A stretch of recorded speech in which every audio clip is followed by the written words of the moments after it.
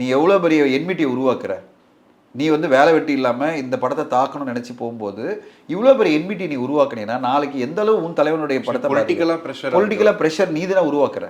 So அப்போது ஃபேன்ஸோட வேலை என்னென்னா, நான் வந்து விஜய் சார் ஃபேன்ஸு நான் சொல்லலை, எல்லா ஃபேன்ஸ்க்கும் நான் சொல்ல வர்றது என்னென்னா, ஒரு செல்ஃப் டிசிப்ளின் ஒன்று வேணும். அதாவது நம்ம பண்ணுற ஒரு விஷயம் எந்த அளவு நம்மளுக்கு பெரிய லெவலில் தாக்கத்தை சப்சிக்வெண்ட்டாக ஏற்படுத்துன்ற ஒரு மைண்ட் ஒன்று வரணும். அப்போ என்ன பண்ணணும், கிளியர் கட்டாக படம் பிடிக்கலையா ட்வீட் பண்ணாத, எதுவும் பண்ணாத, விட்டு போயிடு, எதுவுமே பண்ணாத. நம்ம போட்டோம்னா நம்ம இதில் டேக்கில் வந்து நம்ம தாவைக்கான ஏதோ ஒன்று இருக்குது, இல்லை விஜய் சாரோட இமேஜ் இருக்குன்னா நம்மளை டார்கெட் பண்ணுவாங்க.